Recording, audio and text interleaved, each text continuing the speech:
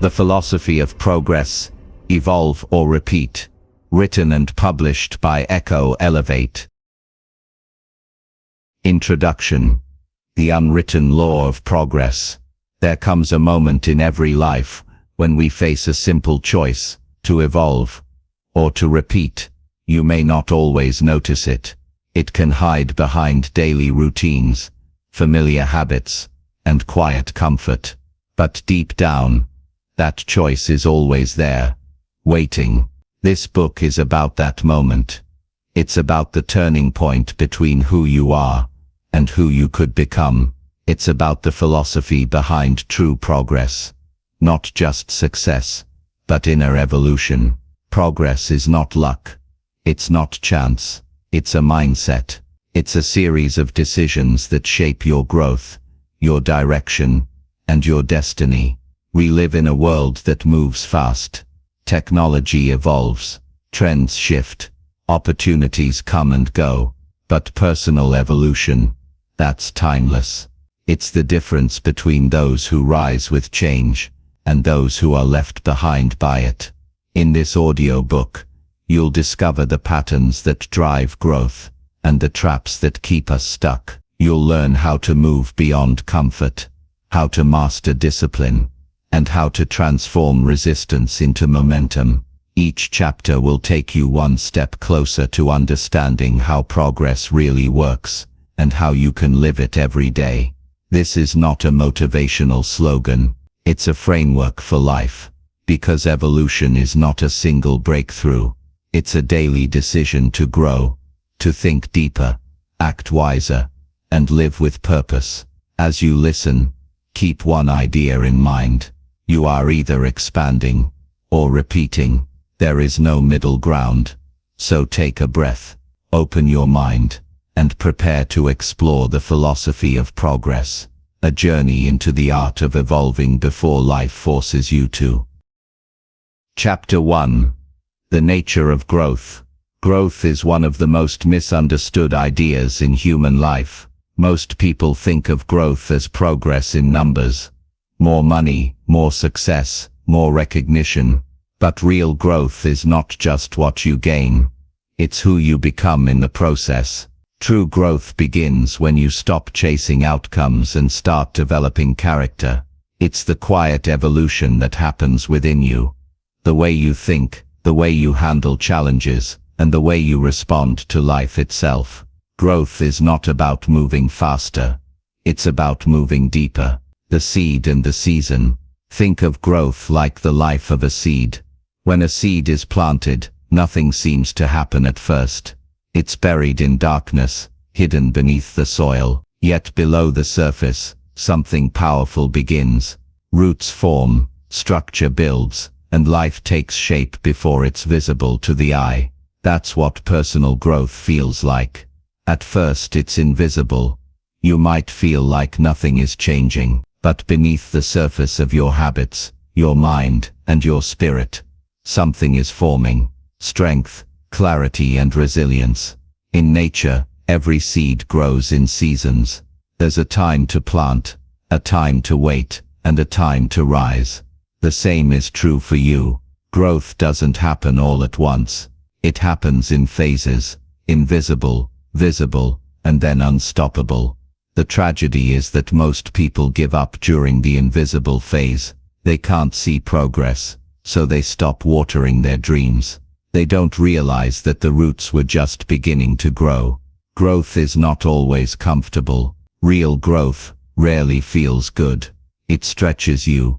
It challenges you. It often feels like loss before it feels like gain. Think about a muscle in the gym. Every repetition tears the fibers slightly. That tension, that strain, is what causes new strength to form. Without resistance, there is no growth. In life the same rule applies. If everything feels easy, you're probably standing still. Discomfort is the signal that something is shifting. It's proof that you're leaving the old version of yourself behind. Many people avoid discomfort and choose comfort instead. But comfort doesn't lead to progress. It only repeats the familiar. Growth is the courage to face the unknown, knowing that each step forward builds someone stronger than before. The inner landscape of growth. Growth begins in the mind, long before it appears in reality. Your thoughts shape your actions, and your actions shape your outcomes. When you change your mindset, everything else starts to follow. Ask yourself, do I see challenges as obstacles or as opportunities? Do I focus on what's missing, or do I focus on what I can create? The answers reveal your growth pattern. In every stage of life, the inner world sets the direction for the outer world. A person who thinks in fear stays small. A person who thinks in faith expands their horizon. Your growth begins with awareness, knowing what beliefs hold you back and what truths set you free. That's why growth isn't something you do. It's something you allow. When you align your thoughts with possibility instead of limitation, you begin to grow naturally, just as a tree leans toward the sun. Stories of real growth. Consider Thomas Edison. He failed over 1,000 times before perfecting the light bulb. But he never saw those failures as defeat. He said, "I have not failed. I've just found 1,000 ways that don't work." That's not persistence. That's growth. Or think of a young athlete who trains for years before reaching the top of their game. The early mornings, the setbacks, the pain. That's not punishment. That's preparation. They're becoming someone capable of carrying success with strength and humility. Growth doesn't happen when the world sees you. It happens when no one does. When you choose to keep going. Even when the results are slow, you're building the unseen foundation of everything that will one day stand tall. The 3 laws of growth. Let's break it down simply. There are 3 quiet laws that guide all growth. First, growth requires honesty. You must be willing to see yourself clearly, both your strengths and your flaws. Without self-awareness, progress becomes guesswork. Second, growth requires patience. You can't rush transformation. Just like a tree cannot bear fruit in winter, your growth needs time to take root. Third, growth requires consistency. Small actions, repeated daily, have more power than big actions done once. The rhythm of progress is steady, not dramatic. If you stay honest, patient and consistent, growth becomes inevitable. The evolution of perspective. Growth changes not only who you are, but also how you see the world. When you grow, your problems don't always disappear, but you rise above them. Your perspective expands. What once felt overwhelming now feels manageable. What once scared you now strengthens you. That's the quiet miracle of growth. It transforms struggle into wisdom. It teaches you to stop asking, "Why is this happening to me?" and start asking, "What is this trying to teach me?" When you start thinking that way, even your hardest seasons become part of your progress. Becoming the student of life. Growth belongs to those who remain teachable. The moment you think you know everything, you stop evolving. Every experience, good or bad, carries a lesson if you're willing to listen. The people who grow the fastest are not always the smartest. They're the most open. They stay curious, humble, and willing to change. That's what keeps them alive in spirit. Long after others give up, to grow is to learn, unlearn, and learn again.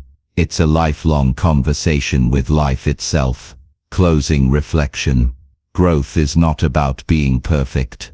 It's about being in motion.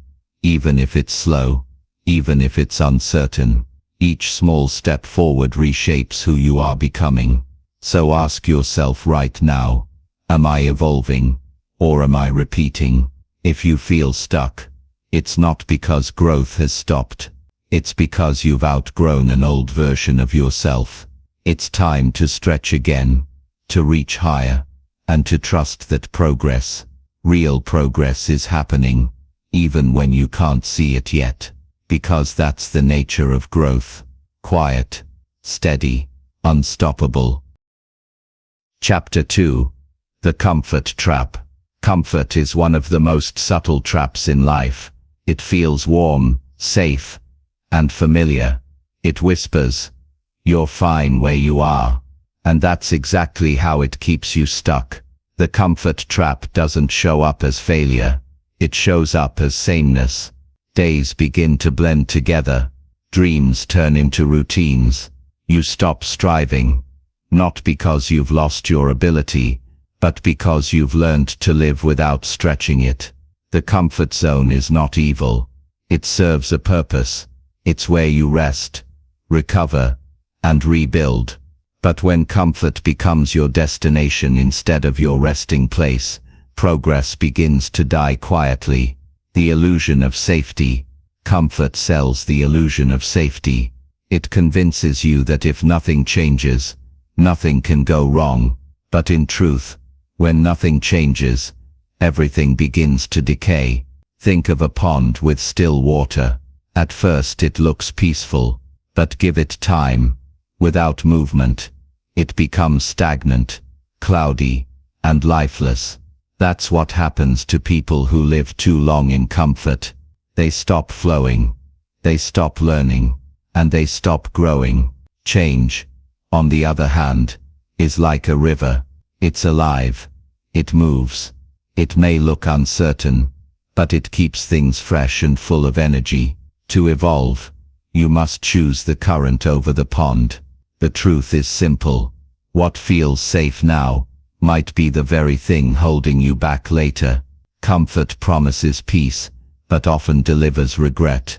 The subtle signs of stagnation. You don't need a crisis to be stuck. Most people are stuck in plain sight, smiling, functioning, even achieving, but no longer growing. The signs are easy to miss. You stop feeling challenged. You avoid new experiences.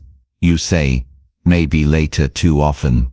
You make excuses that sound reasonable, but are rooted in fear. You may tell yourself, "I'm just being practical," but what you really mean is, "I don't want to risk discomfort." It's easy to hide behind logic, but growth doesn't always look logical at first. It looks risky, unpredictable, and uncomfortable, because it's unfamiliar. That's the signal you're moving in the right direction. Why comfort feels so addictive. Comfort works like a quiet addiction. It rewards you instantly. No struggle, no stress, no failure.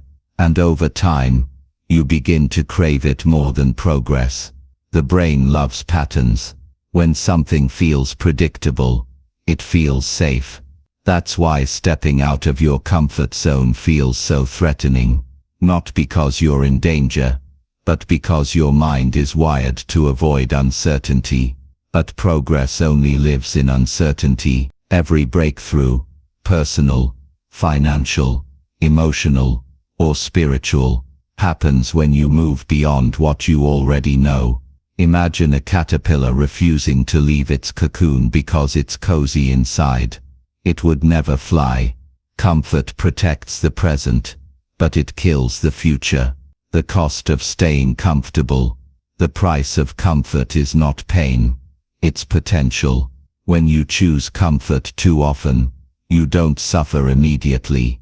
You suffer slowly, through lost years, missed chances, and untapped strength. It's the quiet frustration of knowing you could have been more. Look around and you'll see it everywhere.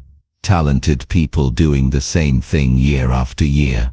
Smart minds stuck in routines that once worked but no longer challenge them. They're not lazy, they're comfortable, and comfort has stolen their hunger. Growth demands effort, and effort feels uncomfortable. That's why progress will always belong to those who can tolerate a little discomfort longer than most. Stepping beyond the line, breaking free from the comfort trap, doesn't mean you must live in constant struggle. It means you must expand your comfort zone by taking small, consistent risks. Start with one thing. One habit, one action that stretches you just enough to grow. It could be learning a new skill, starting a conversation you've been avoiding, or taking on a project that feels slightly beyond your current ability. Each time you act despite hesitation, your comfort zone expands, and soon what once felt impossible begins to feel natural. The trick is to move forward gently but persistently. You don't need to jump off a cliff. You just need to take one more step than you did yesterday. Real-world reflections. Think of someone like Elon Musk. He could have stopped after PayPal and lived comfortably for the rest of his life. But he chose to enter industries that were uncertain, risky, and complex. Space travel, electric cars, renewable energy. He didn't choose comfort. He chose growth. Or think of Oprah Winfrey. She faced rejection, hardship, and uncertainty, but she never settled into comfort. Her story is not about fame. It's about the courage to keep evolving when it would have been easier to stay safe. You don't need to be famous to live that principle. Every act of courage, every decision to move beyond what feels easy, is a victory over the comfort trap. How to recognize the trap before it closes. There are 3 ways to spot the comfort trap before it holds you too tightly. First, listen to your boredom. If you feel restless but keep doing the same thing, that's your inner voice calling for growth. Second, notice your excuses. I'll start later. I don't have time. I'm not ready. These are not reasons. They're signals that comfort has taken control. Third, observe your energy. Comfort drains energy because it lacks purpose. Challenge fuels energy because it brings meaning. When you feel alive, even in struggle, that's growth. When you feel dull, even in success, that's comfort. From comfort to courage. To escape the comfort trap, you must replace ease with meaning. Ask yourself, what am I avoiding because it feels uncomfortable? Then go toward it, step by step. Courage doesn't mean you stop feeling fear. It means you act while feeling it. And the moment you do, you take your power back.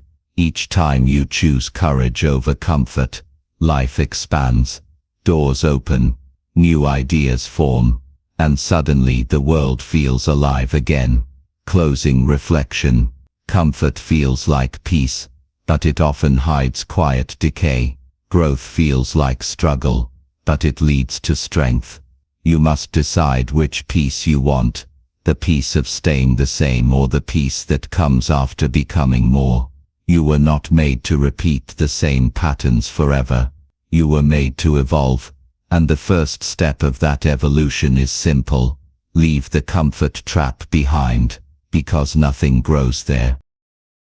Chapter 3. The Mirror of Self-Awareness. Growth begins with honesty, and honesty begins with self-awareness. You can't change what you can't see. You can't evolve beyond what you refuse to acknowledge. That's why awareness is not just the starting point of progress. It's the foundation that everything else stands on. Self-awareness is the mirror that reflects who you truly are. Your thoughts, your habits, your fears, and your strengths. But most people walk through life avoiding that mirror. They look everywhere else for answers. In success, in approval, in distraction, but rarely within. The truth is, the path forward always begins inward. Until you understand yourself, you'll keep repeating the same lessons in different forms. Seeing without judgment. The first step to awareness is learning to see yourself clearly, without filters, without excuses, and without judgment. When you look into the mirror of awareness, don't look to criticize, look to understand. Self-awareness is not self-attack. It's observation without distortion. You're not here to prove that you're perfect. You're here to understand why you do what you do, why you react the way you react, why you believe the things you believe.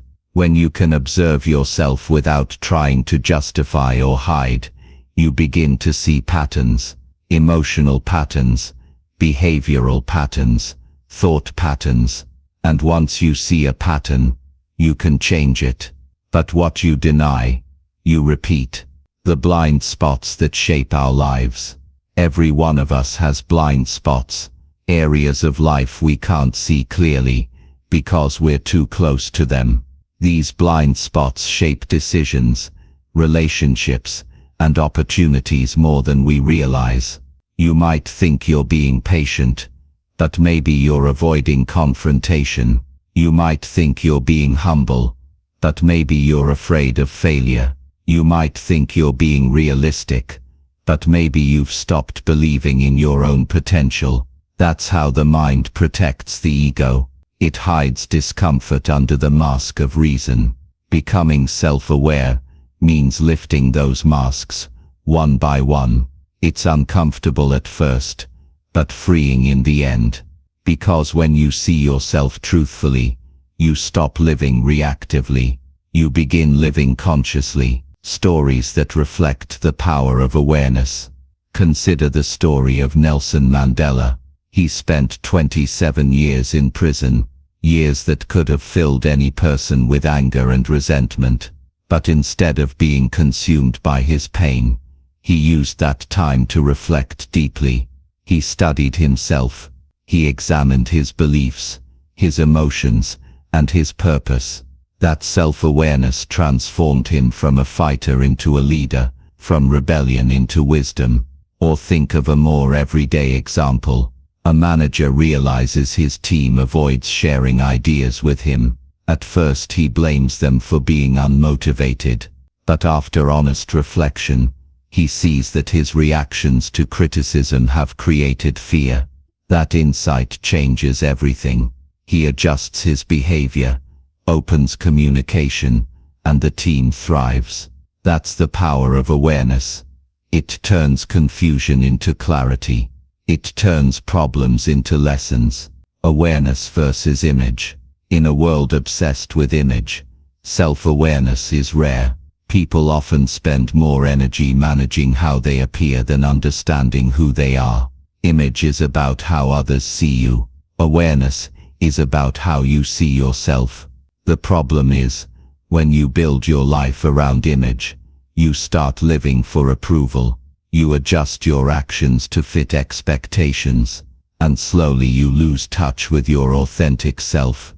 Awareness brings you back home. It teaches you to act from truth, not performance. It helps you realize that real confidence is not pretending to be flawless. It's knowing your flaws and still standing tall. When you live with awareness, you stop chasing validation. You start seeking alignment.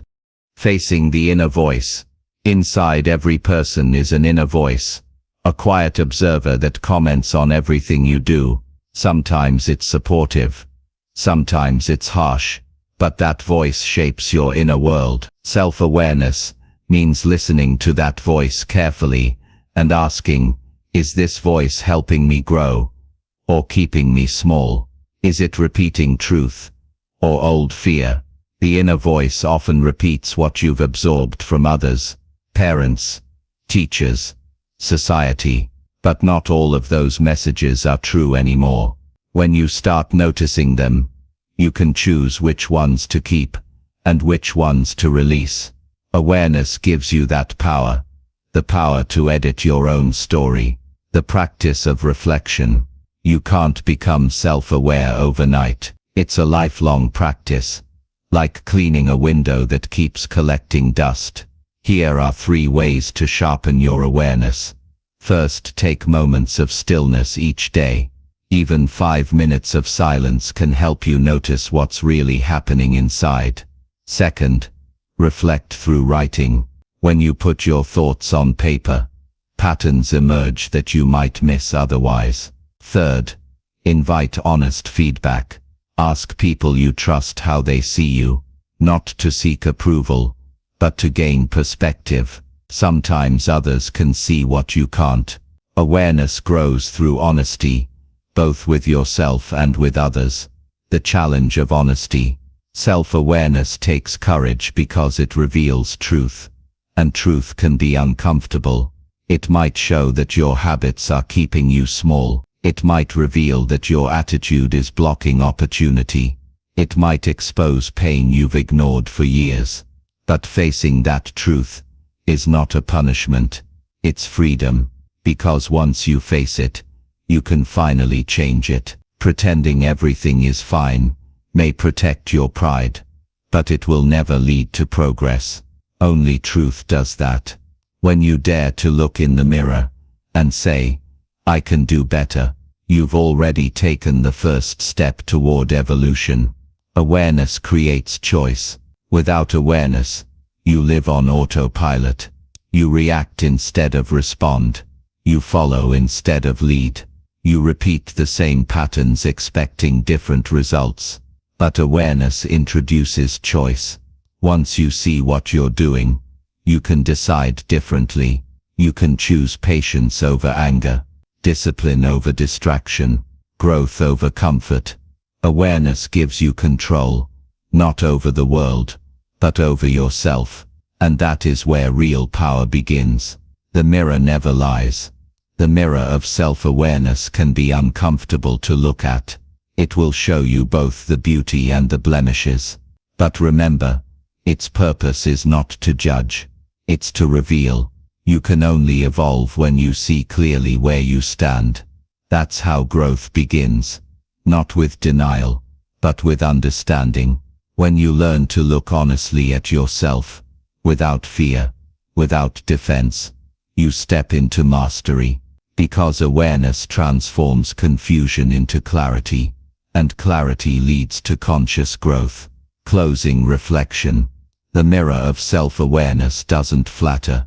It frees. It reminds you that progress starts from within, from knowing who you are, what you value, and what you must let go of to grow. You cannot evolve if you cannot see, and you cannot see if you refuse to look.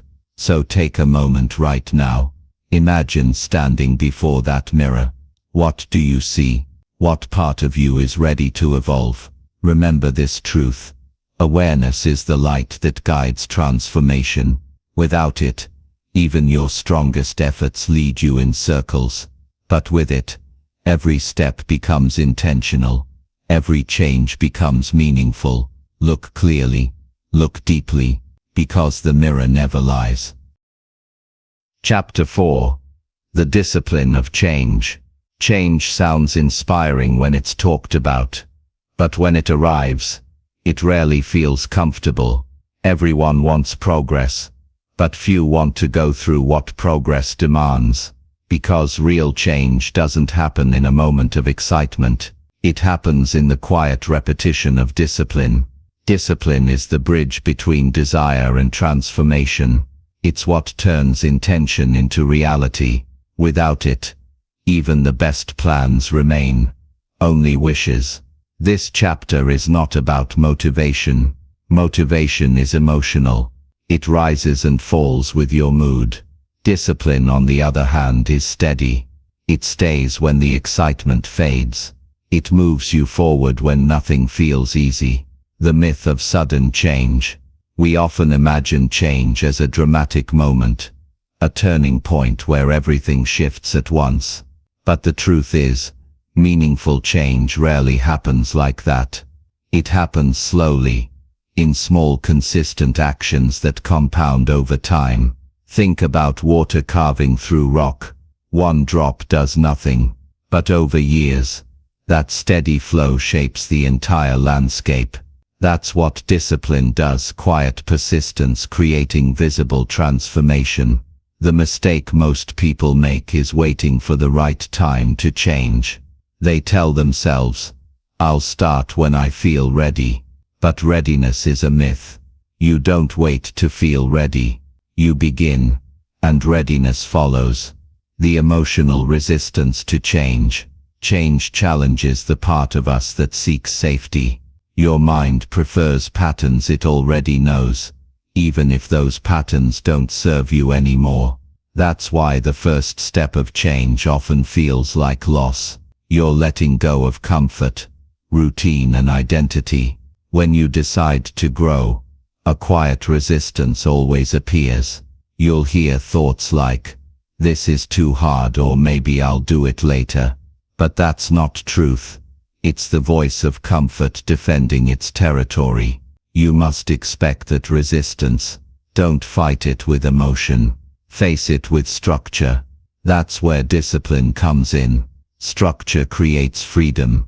Discipline is not about restriction. It's about structure. And structure creates freedom. Imagine a river with no banks. The water would spill in every direction, losing power and direction. But with strong boundaries it flows with force. That's what discipline does for your life. It channels your energy where it matters most. Without discipline, life becomes scattered. With discipline, life becomes focused. And focus leads to freedom. The freedom to build, to create, to move forward with purpose. Every great artist, athlete or leader understands this truth. Their success isn't built on constant inspiration. It's built on daily practice. Even when they don't feel like it. Small steps, big shifts. Change doesn't demand massive action overnight. It demands small steps, done consistently with clarity and patience. Wake up slightly earlier. Read for 15 minutes a day. Take the first walk instead of postponing exercise. Speak honestly instead of holding back. Each small step seems insignificant on its own, but together they reshape your identity. Every disciplined act tells your mind, "I am becoming someone new." And that repetition builds belief. Belief that you can change. Belief that you are capable. Discipline is not punishment. It's the daily vote you cast for your future self. A story of change through discipline. Consider the story of James Clear, the author of Atomic Habits. He didn't change his life overnight.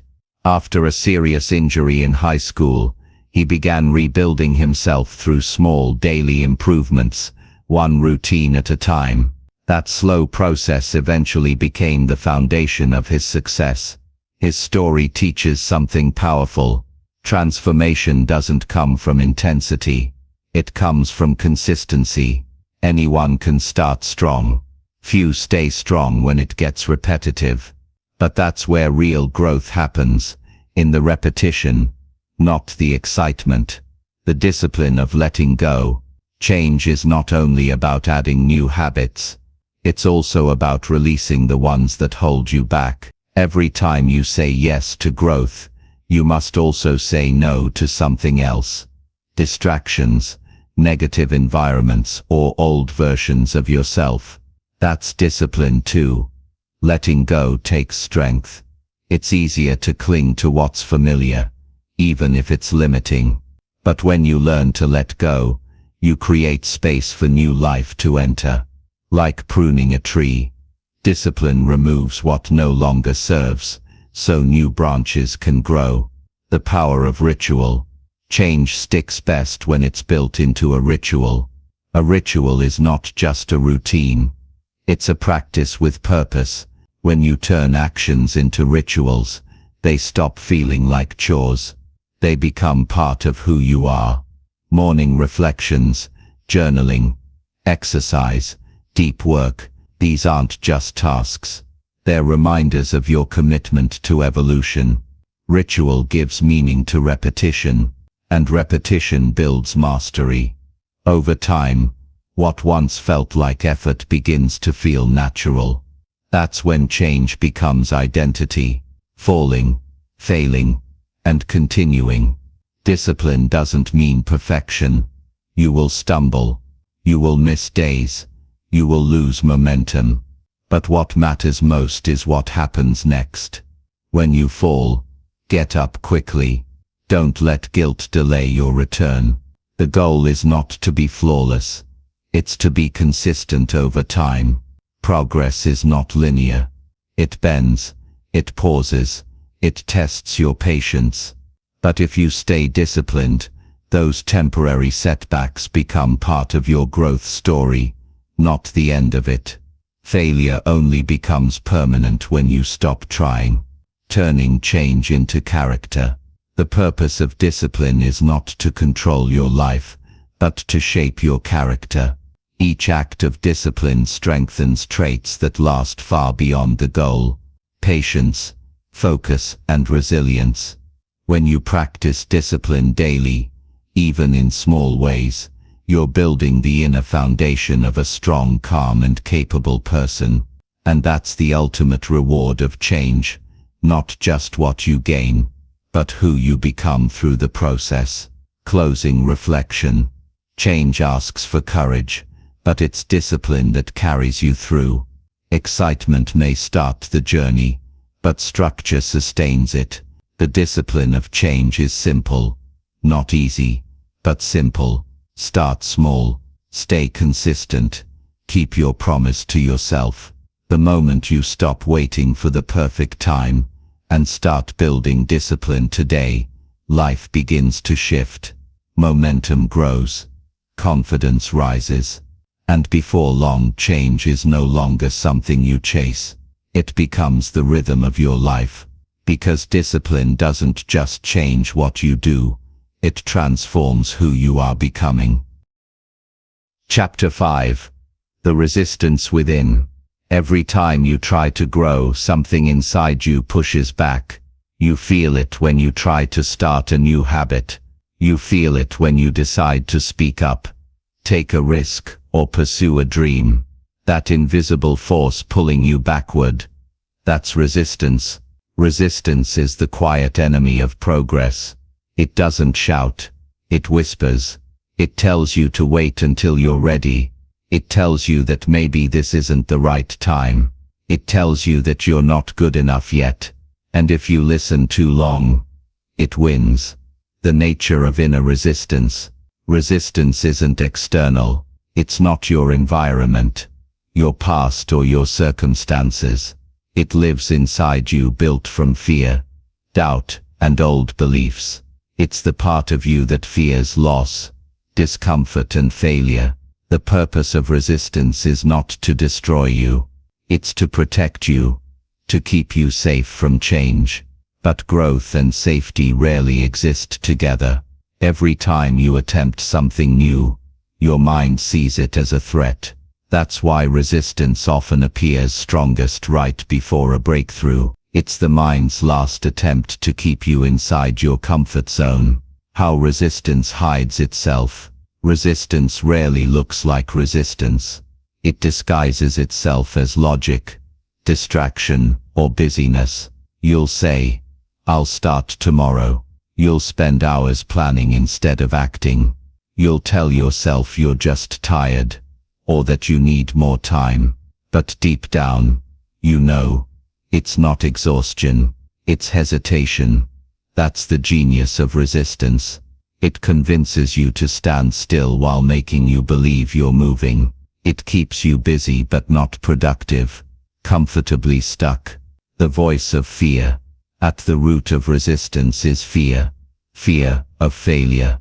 Fear of judgment. Fear of change itself. But most fear is imagination. It's the mind creating worst-case scenarios that almost never happen. Think of how many things you once feared that now seem small. Public speaking, meeting new people, taking your first step into something uncertain. The fear was real, but the danger wasn't. That's the illusion of resistance. It's built on stories, not facts. And once you recognize those stories, you can rewrite them. The War of Art. In his book The War of Art, author Stephen Pressfield describes resistance as a universal force that tries to stop you from doing meaningful work.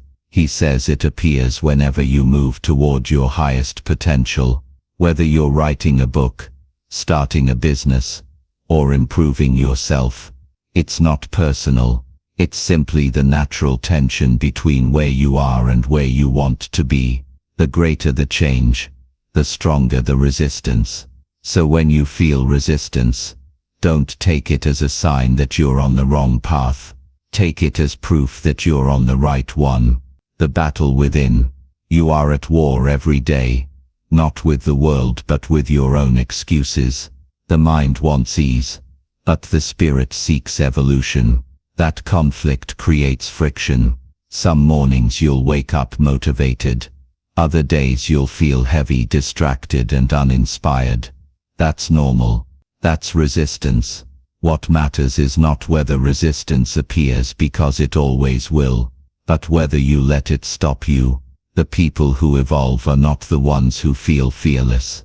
They're the ones who act, despite the fear, overcoming the inner voice. The most effective way to overcome resistance is to act before it grows stronger. The longer you think about doing something, the louder the excuses become. Start small. Take one action immediately. Don't give your mind time to negotiate. Once you begin, resistance weakens. Action creates momentum, and momentum silences doubt, because resistance cannot survive movement. Stories of confronting resistance. Think of J.K. Rowling. Before Harry Potter, she faced rejection after rejection. She could have stopped at any time, convinced herself it wasn't meant to be, but she didn't. She kept writing through fear, failure, and uncertainty. Her persistence was not luck. It was victory over resistance. Or consider an ordinary example. A person decides to start exercising. The first week feels exciting. Then fatigue sets in. Excuses appear. I'll skip just one day. But that's how resistance wins. Not in one big moment, but in a series of small surrenders. Change happens when you recognize that pattern and refuse to give in, turning resistance into energy. Here's a truth that may surprise you. Resistance is not your enemy. It's your compass. It points directly toward the areas where growth is waiting.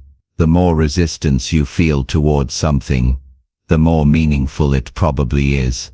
If you feel fear about speaking, it means your voice matters. If you feel resistance to creating, it means something inside you wants to be expressed. So instead of running from resistance, use it. Let it show you where your potential hides. Tools for breaking through. There are practical ways to weaken resistance every day. First, create structure. When you schedule your priorities, you leave less room for hesitation. Second, lower the entry barrier. Don't try to do everything at once. Just start. Write for 5 minutes. Practice for 10. Move first, refine later. Third, protect your environment. Surround yourself with people who value progress. Environment fuels discipline, and discipline defeats resistance. Fourth, celebrate small victories. Every time you act, despite fear, reward yourself. You're training your mind to associate effort with satisfaction, not pain. Over time, resistance loses its power. The inner dialogue of growth. The battle against resistance happens in the conversations you have with yourself.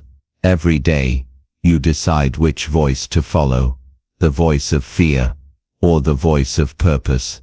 The fearful voice says, "What if I fail?" The purposeful voice says, "What if I grow?" The fearful voice says, "It's too hard." The purposeful voice says, "It's worth it." Whichever voice you choose shapes your direction. When you start speaking courage to yourself, resistance begins to fade, because courage, even in small doses, always dissolves fear. The freedom beyond resistance.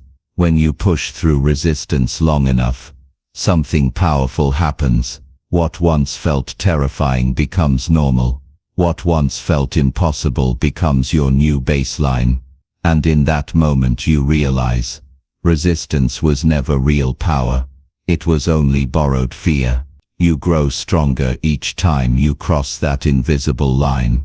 Not because life gets easier, but because you do. Closing reflection. Resistance will always be there.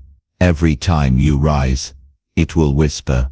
Every time you try again, it will test your resolve. But remember, resistance doesn't appear to stop you. It appears to confirm that you're moving towards something meaningful. So the next time you feel hesitation, doubt or fear, smile. It means you're standing at the edge of your next level. Take one step forward anyway. Act before the mind talks you out of it. Because beyond that wall of resistance lies everything you've been working toward. And the moment you push through it, you'll discover something extraordinary. The resistance was never stronger than you. Chapter 6. The Power of Adaptation. Life is constant movement. The world shifts, people change, and circumstances evolve faster than we expect. In this flow, one truth stands above all others. Those who adapt, survive. Those who resist, repeat. Adaptation is not just a skill. It's an attitude, a way of seeing, thinking, and responding to life's inevitable changes. It's how we turn disruption into direction and uncertainty into opportunity. Progress belongs not to the strongest or the smartest, but to the most adaptable. Because in a world that never stops changing, flexibility becomes the highest form of intelligence. The reality of change. Change doesn't ask for permission. It doesn't wait for you to be ready. It comes in waves. A lost job, a new technology, an unexpected challenge, or a sudden shift in life's rhythm. You can't control the waves, but you can learn how to surf. That's what adaptation is.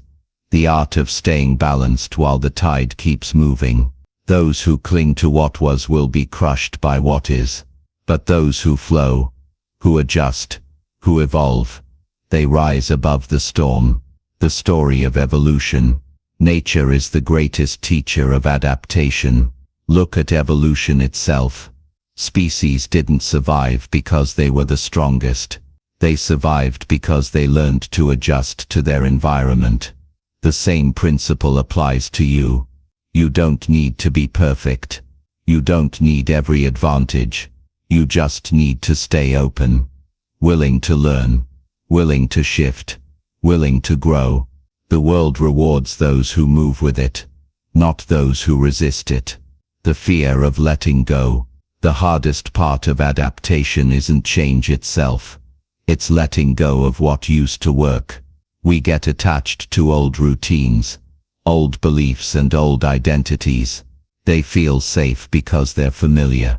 But what once served you can later hold you back. Think of a snake shedding its skin. It doesn't do it because it wants to, it does it because it has to. Without shedding the old, it cannot grow into the new. The same is true for you. Every next level of your life will demand a new version of you. And that version cannot emerge if you're clinging to yesterday's comfort. Letting go isn't loss. It's evolution. The adaptive mind. Adaptation begins in the mind, long before it appears in action. It's about staying flexible in how you think, not just what you do. Rigid minds break easily. Flexible minds bend, adjust, and move forward. When something doesn't go your way, ask yourself, what can I learn from this? What can I change? And what must I accept? Those two questions form the heart of adaptability. They shift your focus from resistance to response, and that shift changes everything. The power of reframing. Adaptation isn't about ignoring problems. It's about reframing them. It's the ability to look at the same situation and see a new angle. Thomas Edison once said, "When you have exhausted all possibilities, remember this: you haven't." That's the voice of an adaptive mind. It doesn't stop at failure. It looks again, tries again, and finds another way. When life doesn't go as planned, adaptability says, maybe the plan wasn't the problem. Maybe the path just changed. It's not about control. It's about creativity. Learning from nature's rhythm. Look at a river. It never flows in a straight line. When it meets a rock, it doesn't stop. It flows around it, reshaping its path while continuing toward the ocean. That's adaptability in motion. Persistence without rigidity. You can be like that river. You don't need to fight every obstacle head-on. Sometimes flowing around is wiser than breaking through. That's not weakness. That's wisdom. Adaptation isn't surrender. It's strategy. It's learning how to keep moving without losing yourself. Stories of adaptation in action. Consider Netflix. It began as a DVD rental company. When the internet changed how people consumed media, the company didn't resist. It adapted, shifting to streaming, and later into original content. That pivot turned it into an industry leader. Now think of Kodak. They invented the digital camera, but refused to adapt because they feared losing film sales. They held on to the past, and the past took them down. Adaptation separates those who fade from those who flourish. Adaptation in personal life. Adaptation isn't just for business or technology. It's for everyday life. Relationships change. Careers shift. Dreams evolve. The person you were 5 years ago is not the same as who you are now. And that's a good thing. When you adapt to life's seasons, you stop fighting time and start flowing with it. Instead of saying, "Why is this happening to me?" you begin to ask, "What is this preparing me for?" That's the question of growth. The 3 dimensions of adaptation. There are 3 key dimensions of adaptation: mental, emotional, and behavioral. Mental adaptation means adjusting your thinking. You learn to see new perspectives and stay open to fresh ideas. Emotional adaptation means staying calm under pressure. You don't allow fear or frustration to control your decisions. Behavioral adaptation means taking different actions when old ones stop working. You stop repeating what fails and start experimenting with what might succeed. When these 3 align, you become unstoppable. You no longer depend on certainty. You depend on your ability to adjust. Adaptation and identity. One of the greatest challenges in growth is the shift in identity that comes with adaptation. You must be willing to let go of who you were to make room for who you're becoming. Many people resist change not because they can't handle it, but because they don't recognize themselves without their old roles. The employee who becomes the entrepreneur, the follower who becomes the leader, the dreamer who becomes the doer. Each transition feels uncomfortable because your old identity is dissolving. But that discomfort means transformation is happening. It's proof that you're evolving. Adaptation as strength. Adaptation doesn't mean weakness or compromise. It means intelligence, awareness, and flexibility. Strong people don't resist change. They study it. They learn from it. They use it. They turn uncertainty into advantage. You don't have to control every outcome to grow. You just have to trust your ability to adjust when things change. That's real strength. Calm in chaos, clarity in confusion, and courage in transition. Closing reflection. Life will not slow down for you. The world will keep moving, shifting and reshaping itself every day. You can't stop the tide, but you can learn to ride the waves. Adaptation is not just survival, it's mastery. It's what allows you to stay balanced when everything else moves. So when change comes, as it always does, don't ask, "Why now?" Ask, "How can I grow through this?" Because every moment of disruption carries an invitation to think differently, to act bravely, and to evolve consciously. Adapt and you'll find strength you didn't know you had. Resist, and you'll repeat what you've already outgrown. The choice, as always, is yours. Chapter 7. Learning through failure. Failure. It's a word that makes most people uncomfortable. We try to avoid it, hide it, or explain it away. But the truth is, failure is not the enemy of success. It is its teacher.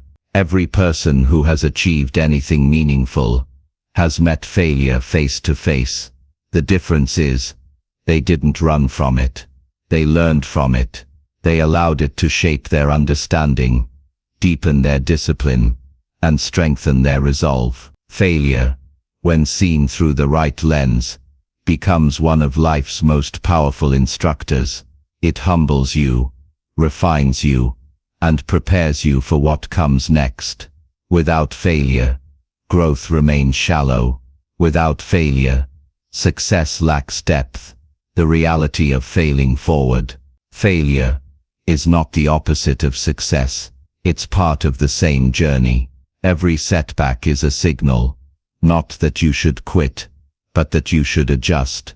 When you touch something hot, you don't swear off heat forever. You simply learn to handle it better. Failure works the same way. It gives feedback. It shows what works, what doesn't, and what still needs improvement. But most people take failure personally. They see it as proof of their inadequacy, rather than evidence of their progress. That's where the real loss happens. Not in the failure itself, but in the meaning you attach to it. The ego and the fear of failure. We fear failure because of ego. We want to be seen as competent, capable, and confident. But when we fail, it exposes our humanity. It reminds us that we're still learning, still imperfect, still growing. Yet that's exactly what makes failure valuable. It strips away illusion. It shows you where your limits are, and invites you to expand them. The ego says, I must always win. Wisdom says, I must always learn. Once you shift from protecting your pride to pursuing your progress, failure becomes your ally. Stories that redefine failure. Think of Thomas Edison. When asked about his many unsuccessful attempts at creating the light bulb, he said, I have not failed. I've just found 10,000 ways that don't work. He didn't see failure as defeat. He saw it as data. Or consider Michael Jordan, often called the greatest basketball player of all time. He said, I've missed more than 9,000 shots in my career. I've lost almost 300 games. I've failed over and over again in my life. And that is why I succeed. Every failure carried a lesson, and every lesson built mastery. The people who reach greatness are not those who never fail, but those who learn faster from failure than others do. The emotional side of failure. Failure hurts. There's no denying that. When you invest time, effort or heart into something and it doesn't work, it feels like loss. That pain is natural, but it's not permanent. The key is to process failure without letting it define you. Feel the disappointment, but don't let it become your identity. The experience failed. You didn't. Every failure holds a seed of wisdom, but you have to pause long enough to find it. Ask yourself, what did this teach me? What can I do differently next time? What strength did I discover in myself through this? Pain becomes progress. The moment you turn reflection into learning. The law of refinement. Failure is not punishment. It's refinement. It strips away what's unnecessary, sharpens what's essential and strengthens what's weak. A blacksmith refines metal through heat. The process looks destructive, flames hammering sparks. But in reality, every strike makes the metal stronger. That's what failure does to character. It forges resilience, patience, and perspective. People who never fail also never grow. They stay safe, untested, and unproven. But those who face failure gain an inner toughness that no comfort can produce. Turning failure into feedback. When something doesn't work, it's easy to feel lost, but failure always leaves clues. If you're willing to look, maybe the idea was right, but the timing was wrong. Maybe the plan was good, but the execution was weak. Maybe the goal was clear, but your focus wasn't. Learning through failure means studying it, like a teacher, not resenting it, like an enemy. Ask simple, clear questions. What exactly failed? Why did it fail? What can I test differently next time? Failure offers feedback that success never can. Success comforts. Failure clarifies. The power of persistence. Most people quit too soon, not because they lack talent, but because they lose heart. They think one failure means the end of the road, when in fact it's only the first turn. Walt Disney was fired from a newspaper for lacking imagination. Oprah Winfrey was told she was unfit for television. Steve Jobs was removed from his own company before returning years later to transform it. Each story carries the same pattern. Failure first, growth next, success later. The road to greatness is paved with lessons that hurt before they help. Persistence turns failure into foundation. Reframing your relationship with failure. You can't avoid failure, but you can redefine it. When you fail, it doesn't mean you're unworthy. It means you're in motion. You're experimenting, learning, evolving. Failure is proof of effort. It shows that you were brave enough to try when others hesitated. That alone is progress. Instead of asking, "What if I fail?" ask, "What will I learn if I do?" That single shift changes fear into curiosity, and curiosity into growth. Failure as a path to humility. Failure humbles you, and humility opens the door to wisdom. It reminds you that you don't know everything, that there's always room to improve. It softens arrogance and strengthens empathy. When you've failed deeply, you become more patient with others who struggle. You become more real, more grounded, more compassionate. That's the hidden gift of failure. It connects you to humanity, and from that place of humility, your next success becomes not just bigger, but wiser. The cycle of growth. Here's how growth truly works. You try, you fail, you learn, you adjust, you try again. Each cycle builds strength. Each attempt brings you closer to mastery. It's not about perfection. It's about progression. Failure is not a wall. It's a doorway. Each time you walk through it, you emerge a little stronger, a little sharper, and a little more aware. Closing reflection. Failure is not the end of the story. It's the beginning of understanding. It's not there to break you. It's there to build you. When you embrace failure as part of the process, you free yourself from fear. You stop seeing mistakes as shameful and start seeing them as necessary. Every master was once a beginner. Every success began as an experiment.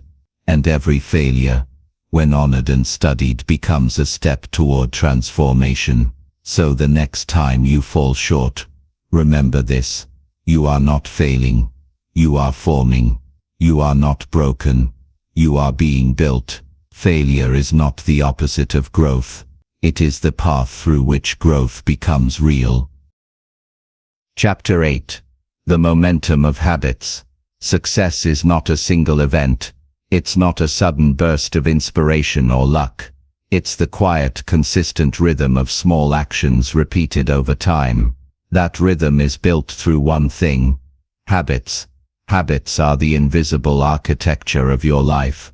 They shape your days, your direction, and ultimately your destiny. You don't rise to the level of your goals. You fall to the level of your habits. And once you understand that, everything changes. The power of small repetitions. A single action may feel insignificant, but repeated daily, it becomes a force. Think of a drop of water falling on stone. One drop does nothing, but years of steady drops carve through rock. That's how habits work. They start small, often unnoticed, but over time they shape who you become. Most people underestimate the power of small consistency. They wait for big moments, the new year, the perfect opportunity, the burst of motivation. But greatness isn't built in big moments. It's built in ordinary days, through quiet discipline. Every small act of discipline compounds like interest. Each repetition strengthens the muscle of consistency, the science of momentum. Momentum is what turns effort into ease. At first, habits take energy to start, like pushing a heavy rock uphill. But once it's moving, momentum takes over. The effort feels lighter. The process feels natural. That's why starting is often the hardest part. Once you begin, your brain starts to automate the behavior. The more you repeat it, the less willpower it requires. Habits create rhythm. Rhythm creates momentum, and momentum creates results. The key is to stay consistent long enough for that shift to happen. Habits shape identity. Every habit you build reinforces the story you tell yourself about who you are. If you read every day, you begin to see yourself as a reader. If you exercise regularly, you begin to see yourself as a healthy person. If you write daily, you begin to see yourself as a creator. Your identity is built through evidence, and habits provide that evidence. You become what you repeatedly do. That's why real transformation starts with behavior, not belief. You don't need to wait until you feel confident to act. You act until you become confident. The process shapes the person, breaking the loop of bad habits. Every habit, good or bad, follows the same loop: cue, craving, response, reward. The cue triggers the behavior. The craving creates the desire to act. The response is the habit itself. The reward reinforces the cycle. To break a bad habit, don't just fight the action, change the environment around it. If you scroll your phone too much, move it out of sight. If you eat junk food late at night, don't keep it within reach. If you procrastinate, create friction between yourself and the distraction. You can't always fight temptation with willpower, but you can design your environment to make good habits easier and bad ones harder. That's strategy, not struggle. The 1% rule. Tiny improvements add up faster than you think. If you get 1% better each day, by the end of the year you're not 365% better. You're over 37 times better. That's the power of compounding habits. Small gains, repeated consistently, multiply into massive results. But the opposite is also true. Neglect small habits long enough, and decline compounds too. Just as success is built quietly, so is failure. You don't fall overnight. You drift slowly, one unexamined habit at a time. Building habits that last. Most habits fail because people rely on motivation instead of structure. Motivation fades, structure stays. If you want a habit to last, connect it to your routine. Stack it onto something you already do. After brushing your teeth, read for 5 minutes. After your morning coffee, write down your top 3 priorities. After finishing work, take a short walk. This method, called habit stacking, turns new behaviors into automatic extensions of old ones. Over time, consistency becomes easier than inconsistency. The role of environment. Your environment silently shapes your habits. It either supports your growth or sabotages it. A cluttered space invites distraction. A clean space invites focus. A phone within reach invites scrolling. A book within reach invites learning. Don't fight your environment. design it. Let your surroundings make good choices, effortless, and bad ones inconvenient. When your environment aligns with your goals, progress becomes natural. Stories of habit and transformation. Think of Serena Williams. Her greatness wasn't built on one incredible match. It was built on years of repetition, of practicing the same stroke thousands of times until it became instinct. Or consider someone like Warren Buffett. He reads for hours every day, not because he feels like it, but because it's part of who he is. That daily habit of learning became the foundation of his success. Excellence isn't about intensity, it's about consistency.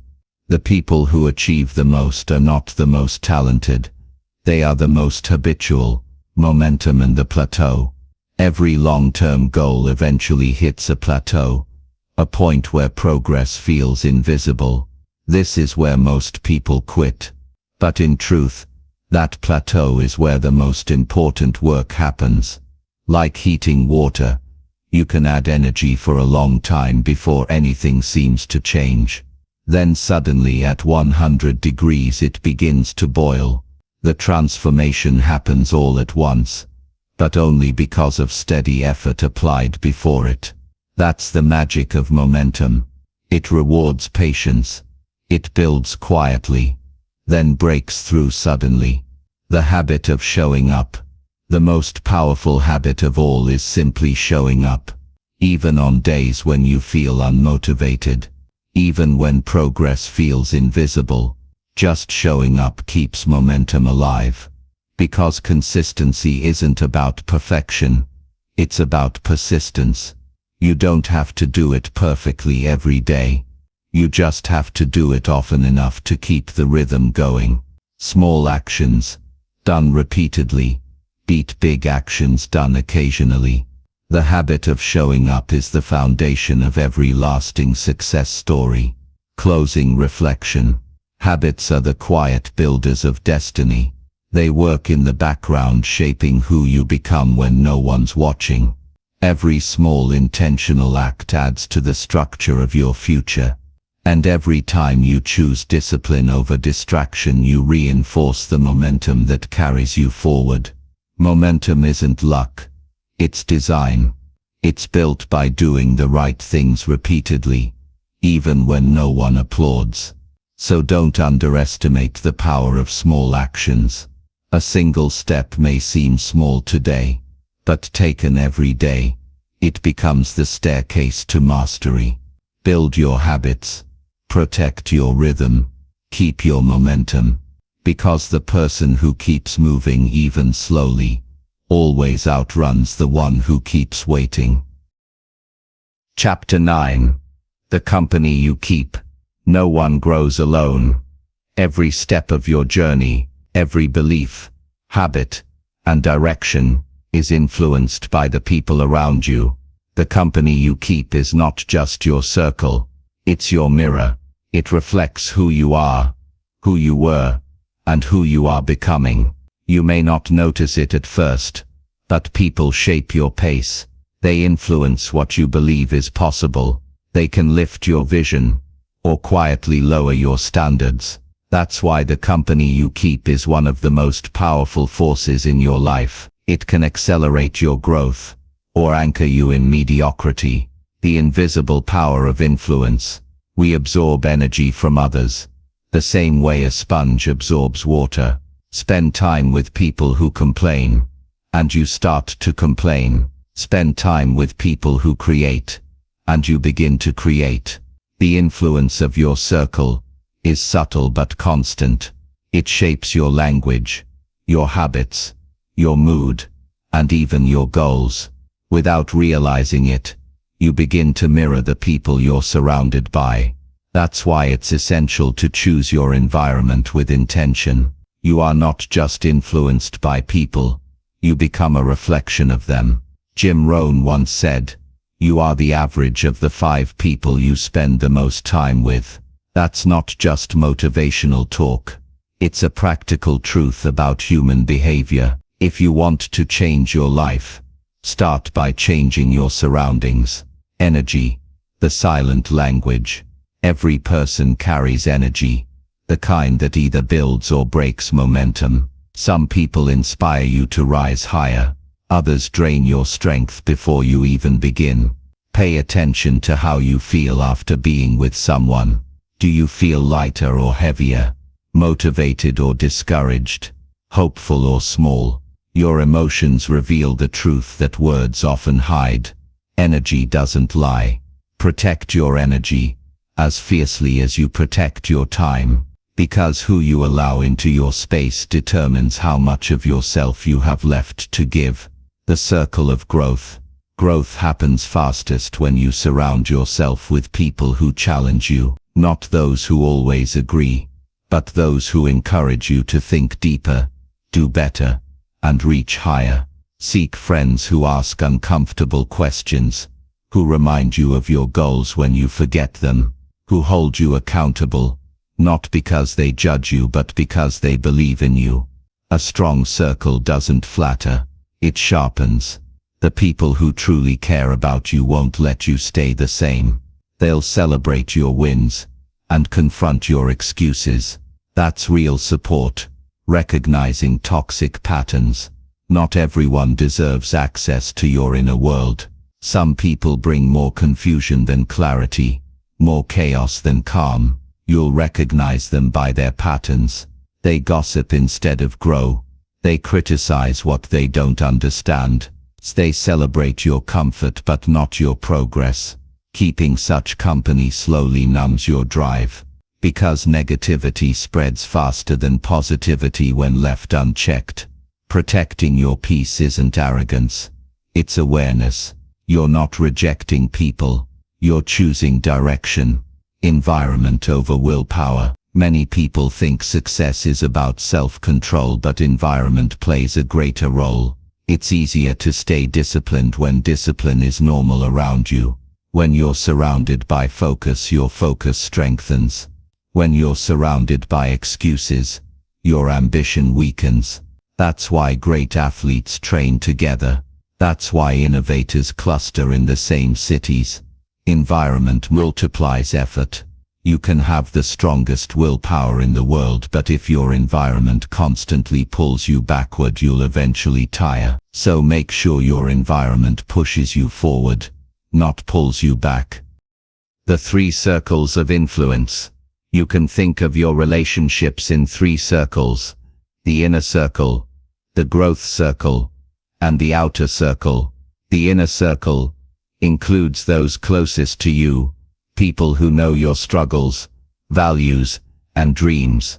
They should bring honesty, support, and strength. Choose them wisely, because they shape your character. The growth circle includes mentors, peers, and people who challenge your thinking.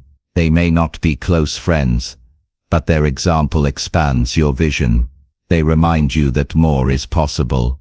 The outer circle includes acquaintances, co-workers, and casual connections. They may not influence you deeply, but they form part of your social energy.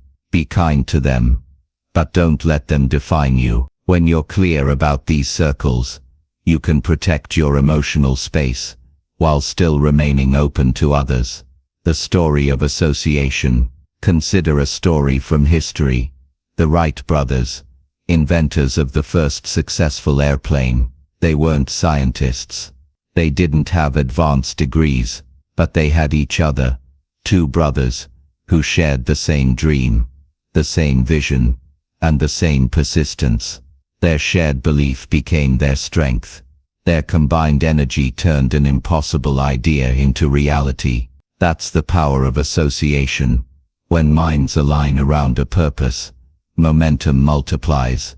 Now imagine if they had surrounded themselves with people who constantly said, "It can't be done." The dream would have died before it ever flew. Becoming the company you keep. It's easy to talk about surrounding yourself with good people, but here's the deeper truth. You must also become someone worth being around. If you want encouragement, give it. If you want honesty, practice it. If you want loyalty, offer it first. Your energy contributes to the circle as much as it draws from it. Become the kind of person whose presence strengthens others. That's how great communities are built. Not through perfection, but through shared growth. You attract what you reflect. Loneliness on the growth path. There's a truth few talk about. When you start growing, you may lose some company. Not everyone will understand your new mindset. Some will see your change as a threat to their comfort. Others will simply drift away because your paths no longer align. That's not failure. That's transition. Growth always creates distance from the familiar. It's not about arrogance. It's about alignment. When your values evolve, your circle naturally reshapes itself. Don't fear the quiet seasons. They make room for the right people to arrive. Choosing and keeping the right company. Here are 3 guiding principles for building powerful relationships. First, seek alignment over appearance. Choose people whose actions match their words and whose values resonate with your own. Second, give as much as you take. Mutual growth builds lasting bonds. One-sided relationships eventually collapse under imbalance. Third, stay loyal to growth, not comfort. If your friends truly care, they'll evolve with you, or cheer for you as you move forward. Don't shrink to keep connections. The right ones will meet you at your next level. Closing reflection. The company you keep shapes the course of your life more than any single decision you make. Your habits, your mindset, your opportunities, they all echo the voices around you. So choose your company with intention. Choose people who challenge your excuses and celebrate your evolution. Choose those who remind you who you are, not those who make you forget it. And while you're choosing, remember this: someone else is choosing you. Be the kind of influence that lifts, not limits. Because every circle you belong to is either feeding your future or repeating your past. Surround yourself with builders, dreamers and doers. Let their energy refine yours, and together grow into something greater than you could alone. Because in the end, success is never a solo act. It's a symphony, and your company decides the tune. Chapter 10. Progress and Purpose. Progress without purpose is motion without meaning. You can climb every mountain, reach every goal, and still feel empty if you forget why you started. Purpose gives direction to progress. It's what turns achievement into fulfillment. It's what makes the journey worth it. You see, progress is about movement. Forward, upward, onward. But purpose is about meaning. It answers the question, what is this all for? When progress and purpose align, life gains clarity. Your goals begin to serve your values. Your actions start to echo something larger than success. That alignment is where peace and power coexist. The difference between goals and purpose. A goal is something you achieve. Purpose is something you live. Goals can change. Purpose endures. A goal might be to build a business, write a book, or reach a milestone. But your purpose gives that goal a deeper reason. Without it, even success feels incomplete. Many people spend their lives chasing goals that look impressive but feel empty. They win by the world's standards, but lose by their own. That's because they achieved progress without understanding their purpose. Purpose is not found in what you get. It's found in what you give. It's the difference between climbing a ladder and knowing why you're climbing it. When progress feels hollow, have you ever achieved something you thought would make you happy, only to feel strangely unsatisfied afterward? That's the sign of progress without purpose. You worked hard, you succeeded, but something inside still asked, now what? That's not failure. That's feedback. It's life reminding you that growth without grounding leads to emptiness. Progress feeds the mind. Purpose feeds the soul, and you need both to feel whole. The search for meaning. Purpose is not something you stumble upon one morning. It's something you uncover over time, through reflection, curiosity, and experience. It begins with questions like, what gives me energy instead of draining it? What problems do I care deeply about solving? What kind of impact do I want to leave behind? The answers don't appear all at once. They reveal themselves through action, by trying, failing, adjusting, and growing. You discover purpose by engaging with life, not escaping from it. Every challenge, every success, every loss, they all point you closer to what truly matters. The story of purpose in motion. Consider Viktor Frankl, the psychiatrist and Holocaust survivor who wrote Man's Search for Meaning. In the darkest of human experiences, he observed something profound, that those who had a sense of purpose, a reason to live, could endure almost anything.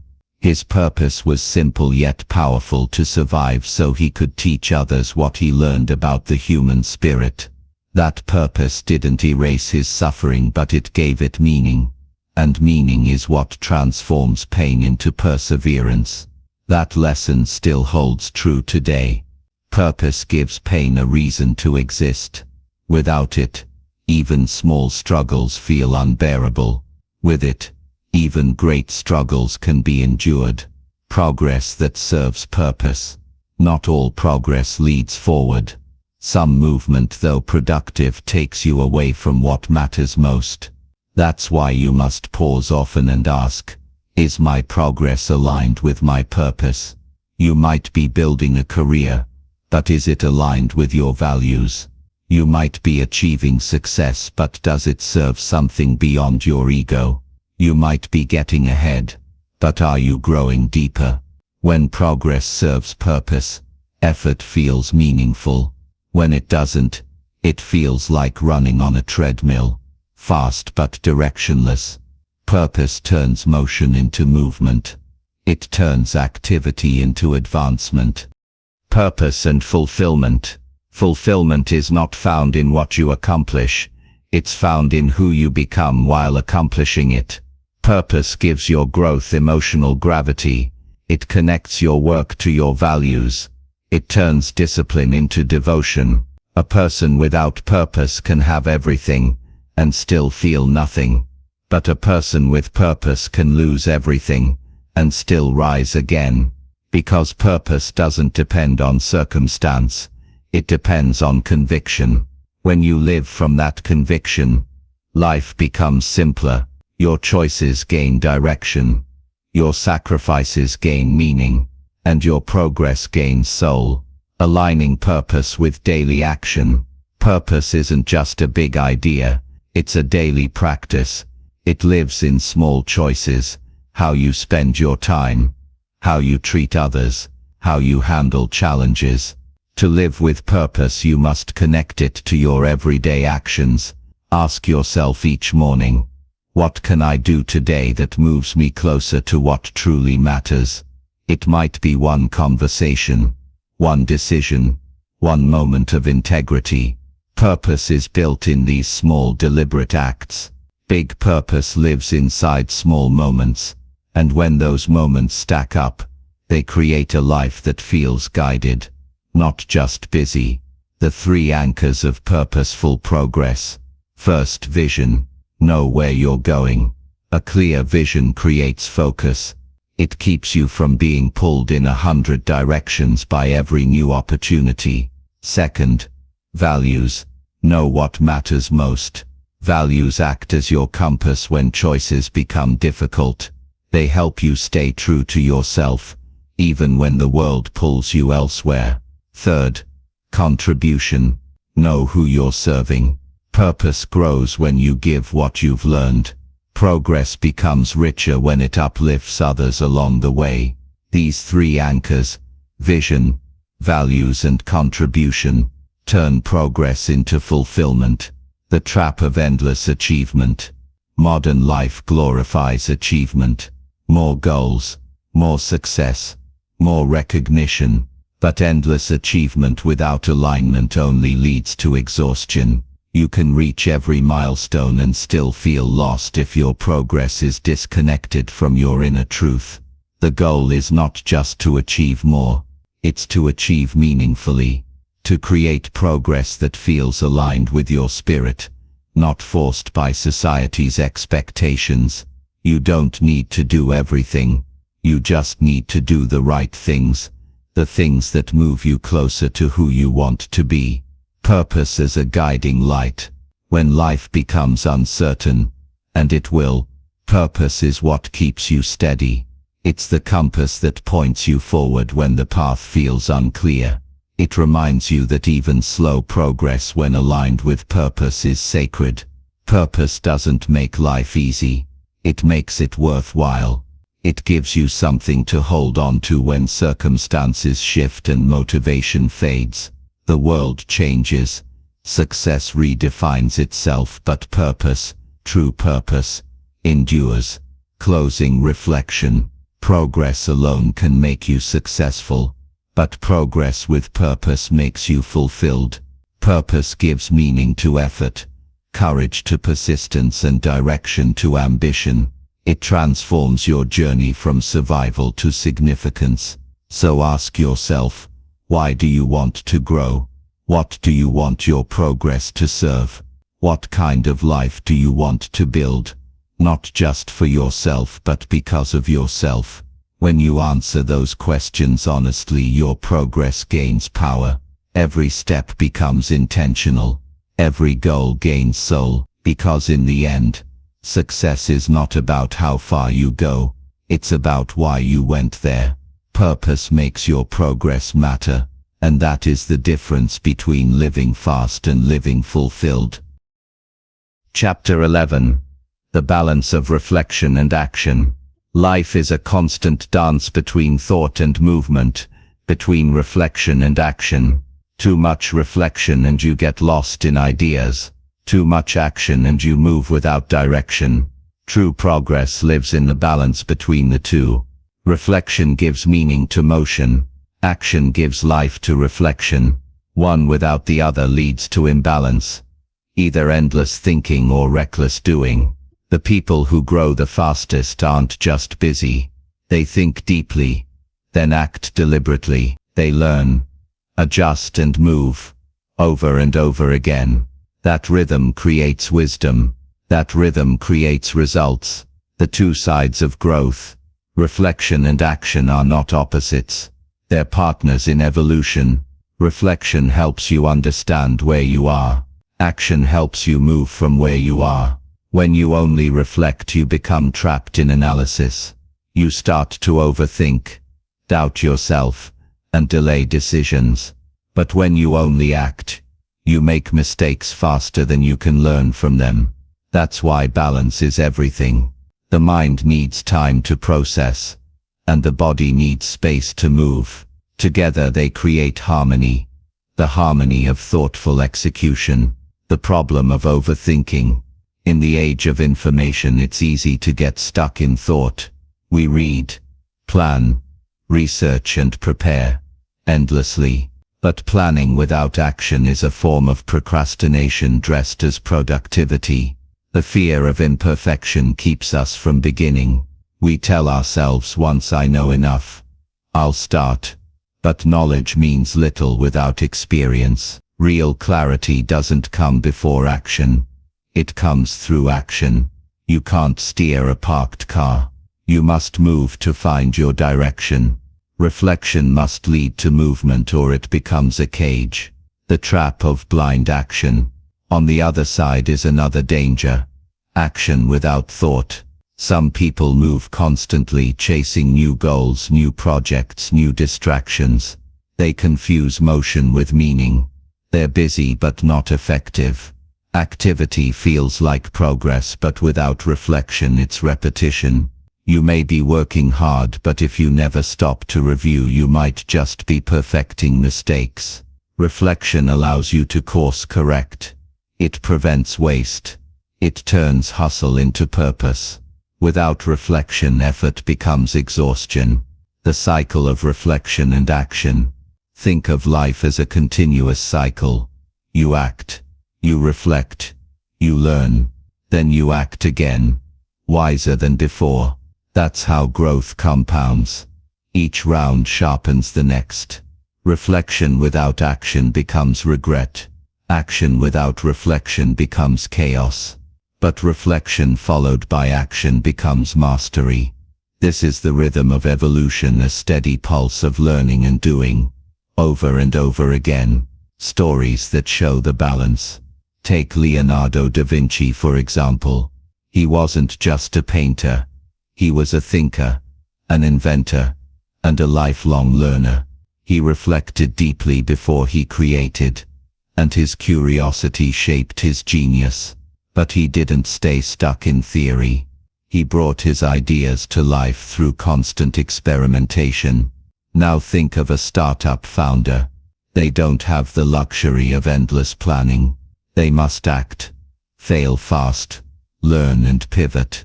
Their survival depends on balancing reflection and execution. Both the artist and the entrepreneur succeed for the same reason. They honor both sides of growth. The power of stillness. Reflection doesn't require hours of isolation. It simply requires stillness, a pause in the noise to listen to yourself. In that stillness, you can review what's working and what's not. You can reconnect with your goals and your values. You can see the bigger picture again. Reflection brings awareness. Awareness brings clarity. And clarity gives your next action purpose. Even 5 minutes of mindful reflection can shift an entire day from reactive to intentional. Action as feedback. Action is reflection in motion. Every choice you make gives feedback. Every result, good or bad, tells a story. When you act, you collect data. When you reflect, you extract wisdom. Then you act again, applying what you learned. That's how experience becomes understanding. You're not meant to get everything right the first time. You're meant to learn faster each time you try. Action refines thought. Reflection refines action, creating your own balance. To master the balance, you must build both habits, the habit of pausing and the habit of moving. Set aside time to think and review. Even 15 minutes a day can make a difference. Ask yourself, what went well today? What needs adjustment? What will I do differently tomorrow? Then when the time comes to act, don't hesitate. Move forward with what you know, and trust yourself to learn the rest along the way. Balance doesn't mean equal time. It means equal value. It means knowing when to pause and when to push. The reflection ritual. Here's a simple ritual that can transform how you grow. At the end of each week, take a quiet moment. List 3 things that worked well. List 1 thing that didn't.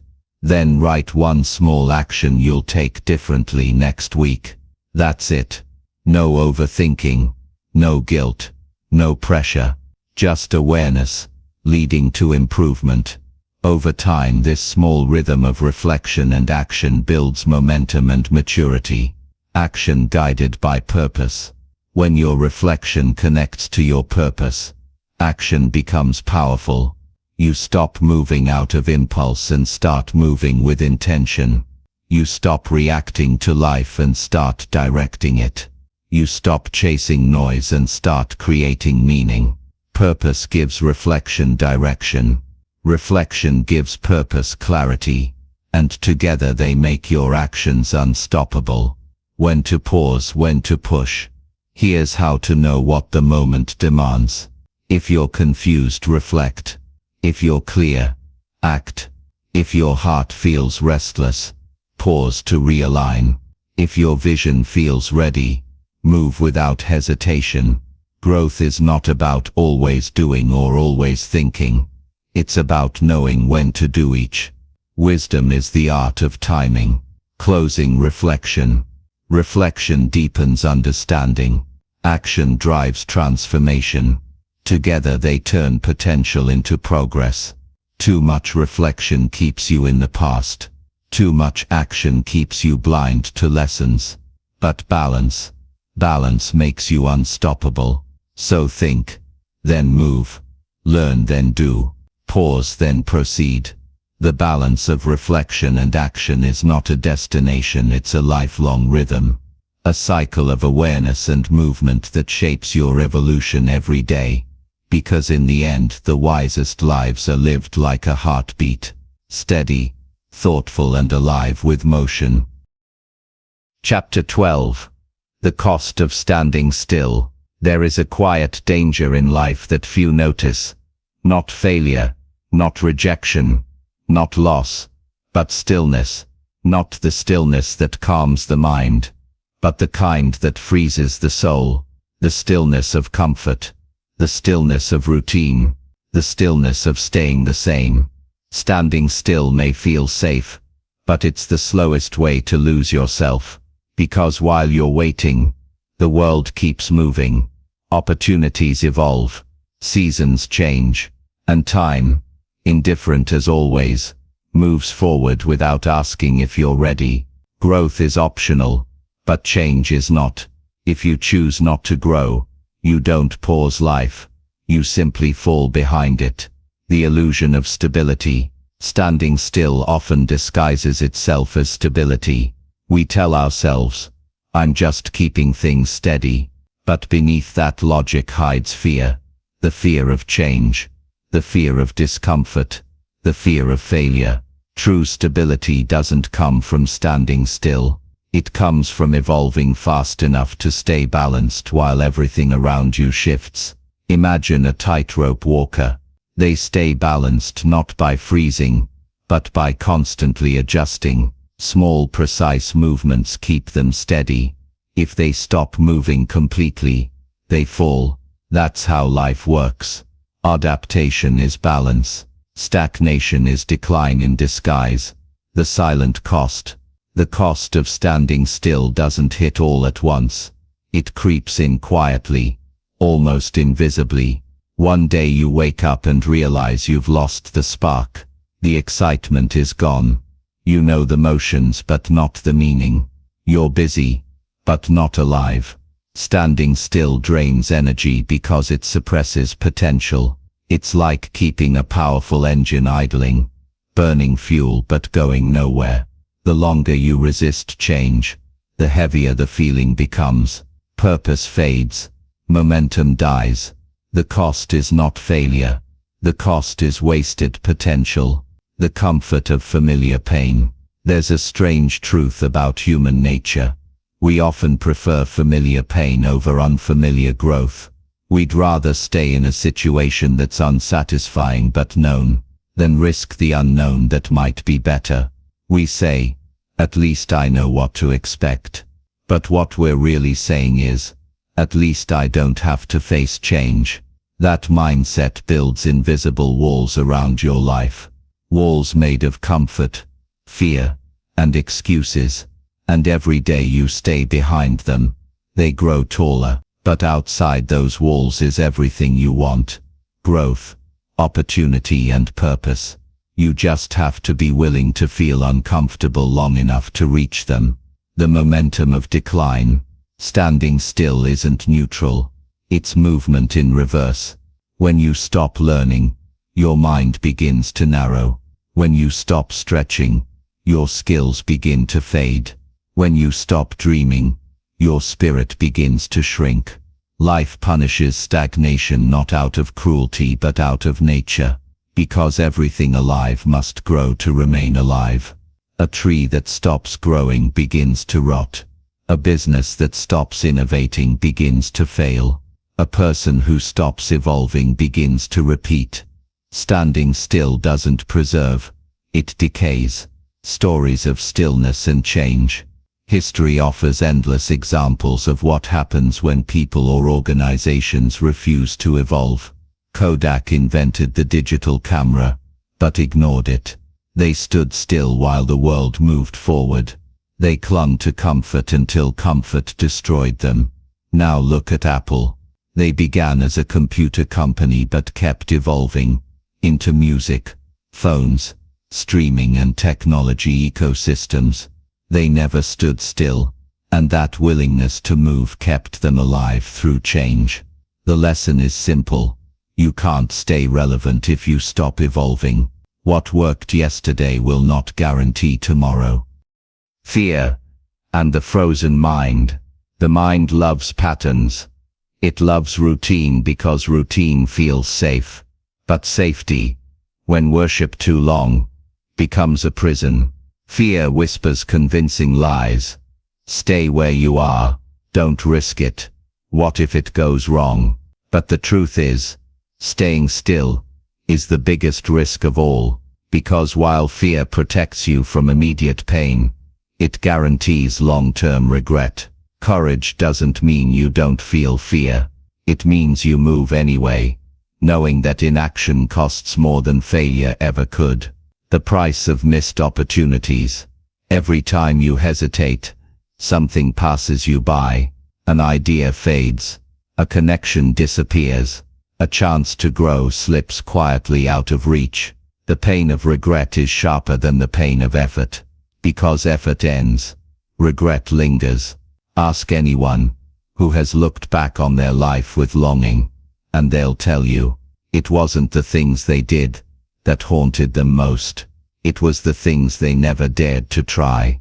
You don't regret falling. You regret standing still when your heart was telling you to leap. Breaking the pattern. The first step out of stagnation is awareness. Recognize where you've stopped growing. Ask yourself, where have I become too comfortable? Then make one change. It doesn't have to be huge. Small movements create momentum. Take a new course. Meet new people. Challenge one old belief. Every small act of movement weakens the hold of stillness. Because motion itself brings energy, and energy brings clarity. You don't need to know the entire path. You just need to take the next step. The discipline of renewal.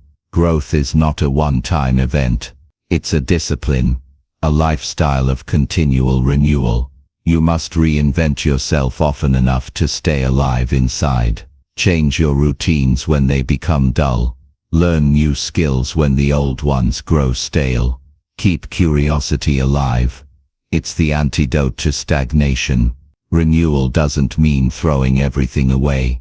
It means breathing new life into what already exists. It's about keeping your spirit in motion, even when life feels steady. The cost of standing still in spirit. Sometimes, standing still isn't about work or goals. It's about the heart.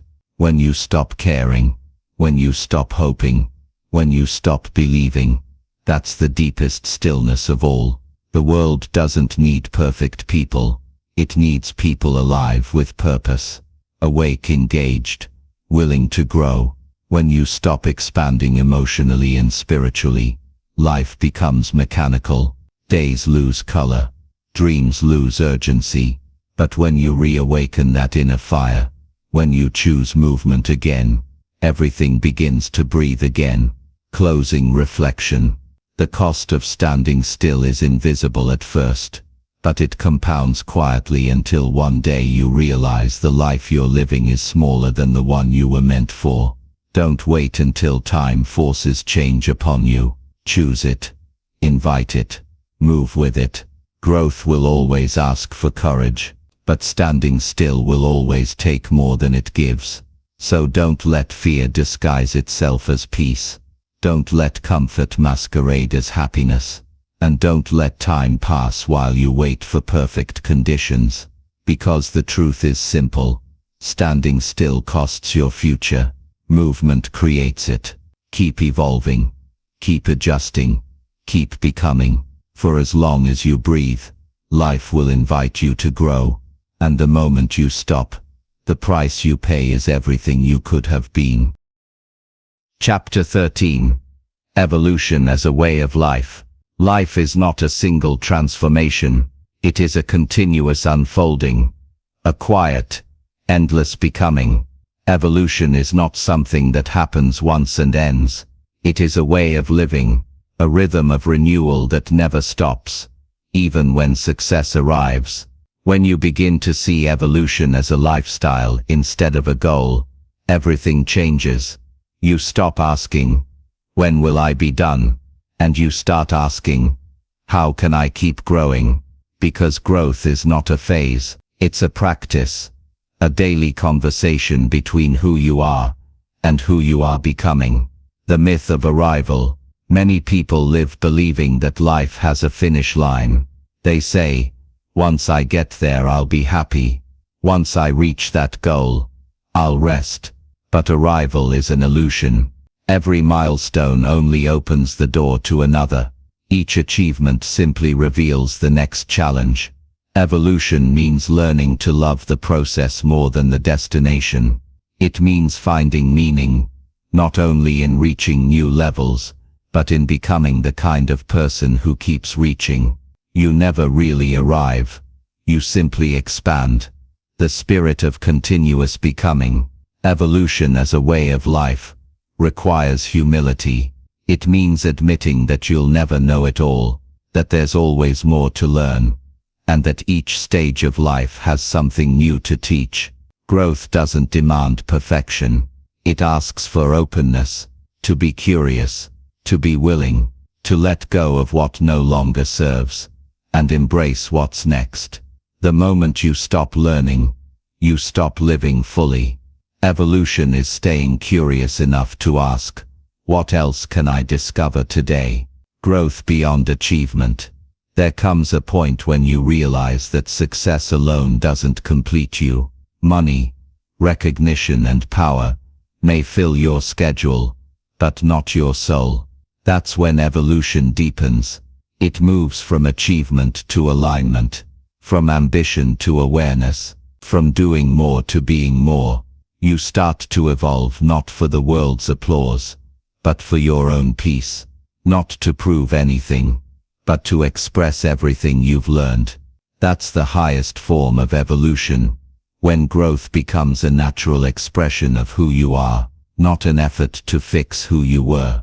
Adapting through seasons. Every season of life demands a new version of you. The student must become the teacher. The dreamer must become the doer. The builder must become the mentor. Evolution doesn't mean constantly changing everything. It means adjusting who you are to meet the moment you're in. There will be seasons of speed, where everything moves fast, and seasons of stillness, where reflection matters more than motion. Both are sacred. Both are necessary.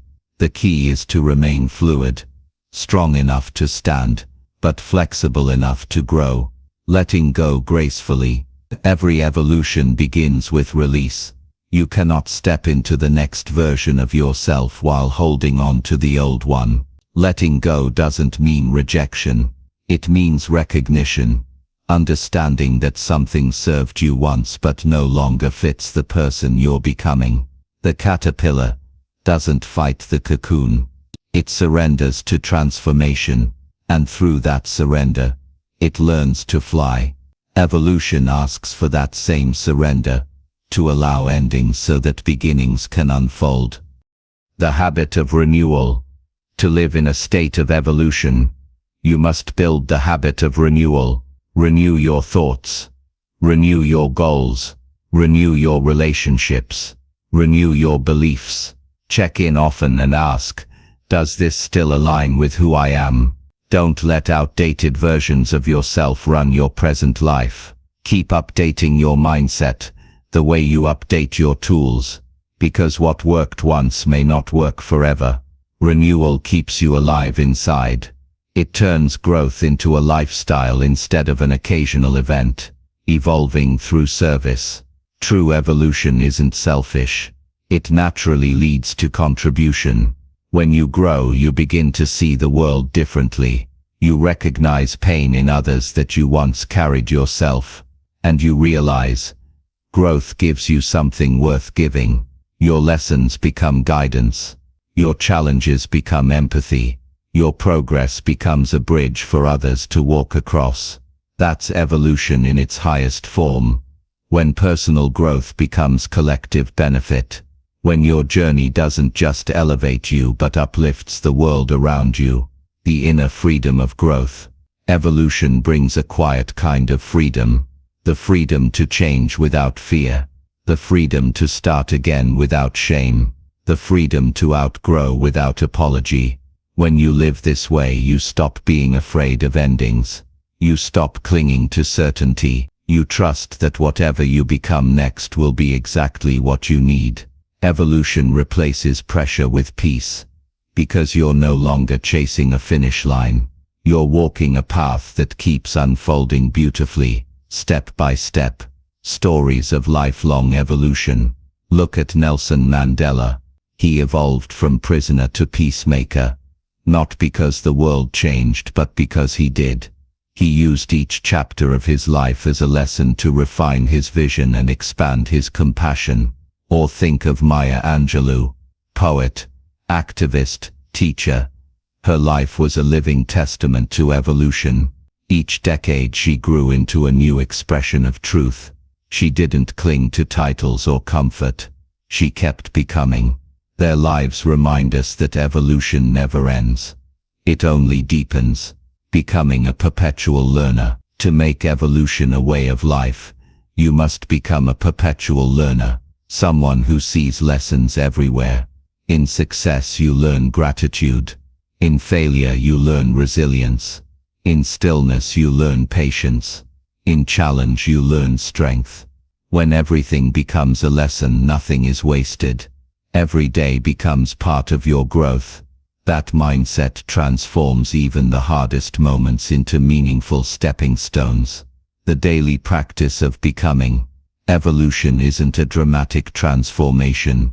It's the small, steady decision to keep improving, even when no one's watching. It's choosing to listen more deeply, to think more clearly, to act more courageously, to live more consciously.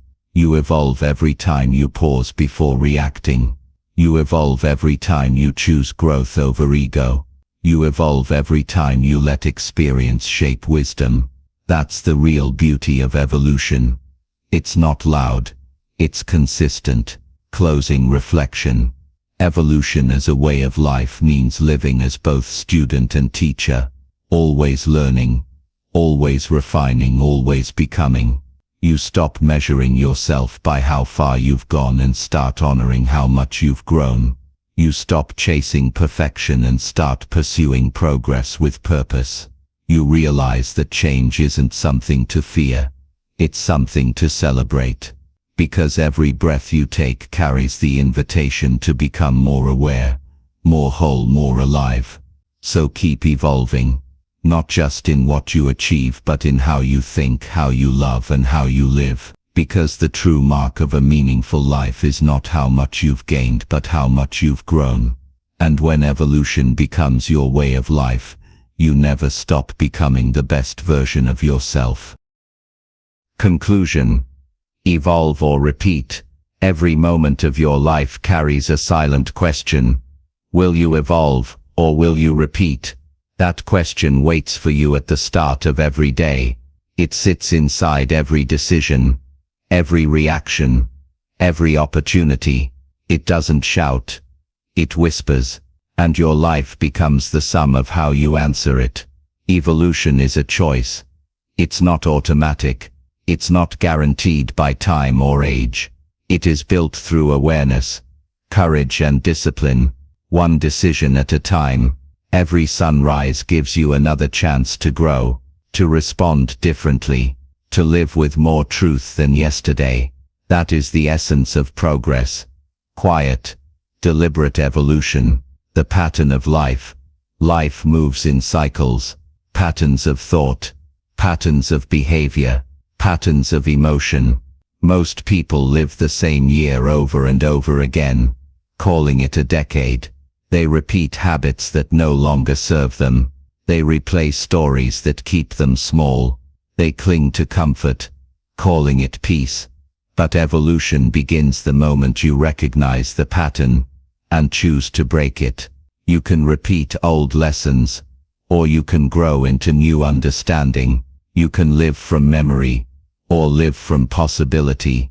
The pattern is not the prison. Your comfort with it is. The power of awareness.